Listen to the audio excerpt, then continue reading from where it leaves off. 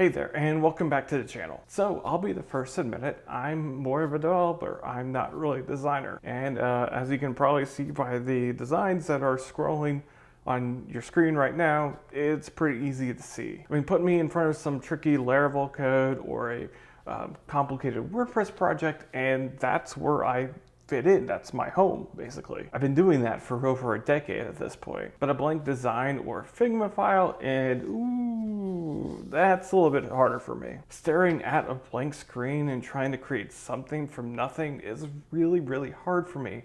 And I discovered that I needed something to sort of help kickstart my process with the designs. So I decided to build one. And today I'm going to walk through my design system that I built for myself. So let's get started. So I first really discovered that I was going to need a design system back in 2023 when I was creating designs for the Crosswinds framework. I was going to need to create a number of different themes, and trying to create a new theme from scratch over and over and over was not going to cut it. I needed something to sort of help get me started each time. And that's when I discovered Design Kit. This is a great resource that has so many different things included in it, from UI elements like buttons, inputs, all the way up to blocks and patterns.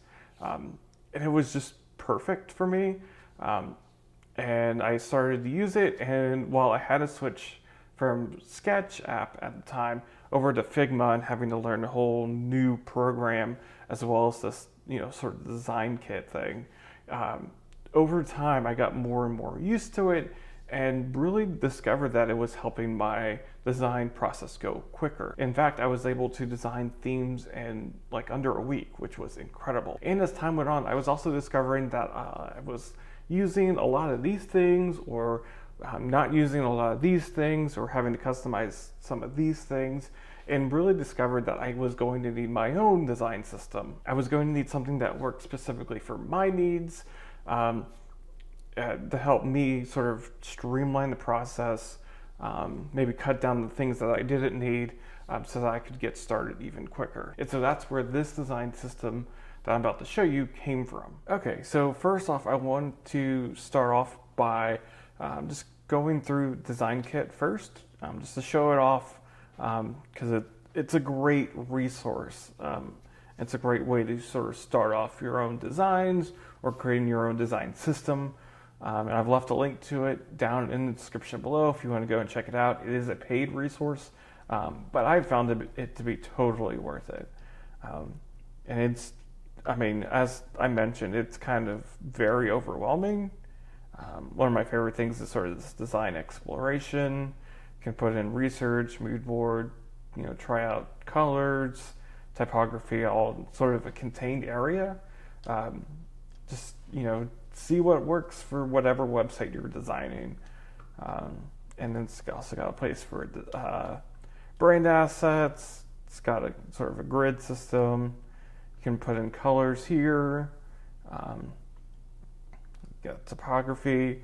One of the great things that I liked about it was it had a lot of the UI elements like buttons and fields and all that, because that was always for me just sort of the most tedious thing to create when I was starting from scratch. Was like all of these small little things, thinking about the atomic design principles, these really, really small things that are going to be used elsewhere in different components or patterns or all of that. So like they're important, but man, is it time consuming, and it, for me at least, took away from the fun part of like the bigger things like the patterns and the templates. So having that here is great. It was a great sort of starting point for me, at least. You got a few miscellaneous things, and then also what I liked about it was it came with some of these sort of pre-built type things. So you've got your like sort of sections, titles or headings or whatever you want to call them. These would go for like hero sections or maybe a call out section or something like that. These are already built out. Features, another thing that's really tedious, but having it sort of laid out already is nice. post content, blog posts, testimonials, a bunch of different forms, pricing tables. So sort of having all this ready to go out of the box helped a bunch. Then you got different sort of content blocks, like headings, blog quotes already, covers. This was built by someone who was designing in a lot of WordPress, as you can tell. And then, sections, just like a ton of sections, or like starting. You can obviously add your own in here, which is what I did. But yeah, just a whole bunch in here. And then what I kind of liked was separating out wireframes and mockups. This was something that's more of a sort of how I think about things change versus obviously a physical, like on the screen change. But I like how in here, basically just able to take different sections and then start putting them in here, and not thinking about maybe text or definitely not the images yet, and then taking these wireframes and putting them into actual mockups was a big help. And then now we come into the design system that I built from those elements from Design Kit, basically.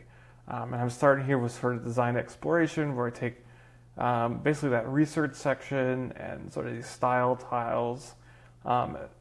Just really like the research. Like I can go out to Pinterest or other places and find website designs I like for what I'm trying to build, and able to pull them into here. I've also just kind of on other projects, sort of on the side over here, just sort of sketched out different things, different styles for like features or services, different like hero sections, those sorts of things, just to kind of, not necessarily like there'll be things that go in it, but just like to sort of get the juices going and maybe put down what I'm thinking about onto a screen. So this is a great place for that. Then you get the brand assets, and here I have like the logos that'll be used. I haven't really used the photos or illustrations. I just kind of have them here in case I want to use them. And then over here I have the colors that I'll be using, and I also have them over here in sort of these the styles for Figma. And next up is typography. This is pretty simple. These are all basically attached over to text styles over here.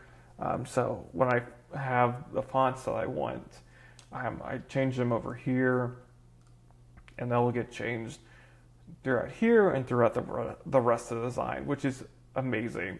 I don't have to change it every single place. And next up is really the big thing with the UI components. Have the buttons over here. Zoom in. You get buttons, again, the inputs, the other fields. This is really all nice to have. And as I've worked through using my own design system, I've discovered it's really quick to be able to make changes. Like if I want these to have square edges, it's just maybe takes me a minute, maybe. And that's primarily because I misclick a lot. But making changes like that is so much quicker than what I had been doing before. Radio and toggle buttons and checkboxes, tabs, and then different icons and all that. And I've also, what was in sort of like some of what was in the content section from Design Kit, I moved over here to the UI elements just because it's easier. I felt like they fit better over here. But again, super easy. And then, the next step up is these components. So again, you have like the section titles, columns, different media galleries, the covers, things like accordions, things that would take me, 30 minutes before are taking me 1 to 2 minutes to style now. Features, forms, all of that. Pricing table, pricing columns that will become pricing tables. It's been a really massive help in doing that, getting started, and designing it a lot quicker. And then after that, we move up to the patterns. And again, a lot of this is almost, this is a spot where almost all of it kind of came over from Design Kit, just because a lot of what was there already was so good. Just added in like my own sort of like page headers that I like to use. You know, these different content sections, and like this is again like a starting point for me. I've already done it where, you know, I'll add in my own hero sections, or create sort of custom features, patterns, but having sort of some of these already set and already created, so I'm not starting from zero, helps a bunch. And then, you know, e-commerce stuff too for any online stores. It's all been really helpful. And then lastly, I brought over the wireframe stuff because again, this has been such a big help for me mentally. And yeah, that's basically my design system. As someone who is primarily a developer, who started as a developer, who is still trying to improve on being a designer. This is what I built and what's been working for me. And hopefully, maybe if you're someone like me in my shoes, hopefully this is maybe some inspiration to help you get started with your own design system.